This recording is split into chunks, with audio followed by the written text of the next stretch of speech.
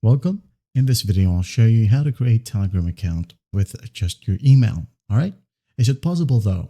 Well, that's the question. But first up, if you find this video helpful, please leave a like and subscribe to the channel for more such tutorials. Now I'm just going to open up the Telegram right here. I'm going to log out and maybe add an account like so. You should be able to see the same exact page. Okay. Now, first up, you would choose your image, for example, Philippines, like so.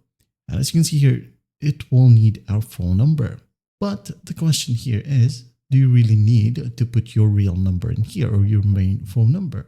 The answer is no. You can go ahead and generate phone numbers online, but unfortunately, I won't be able to mention those websites.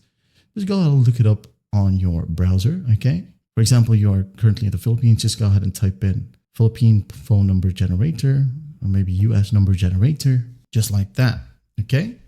And once that's done, in the next pages, all right, it will ask you to enter an email. You can just go ahead and create a new Gmail account or other emails. If you don't want to use, or if you don't want your main Gmail account be tied to this generated phone number. Okay, that's about it. Well, I hope this video helps and I'll see you in the next one.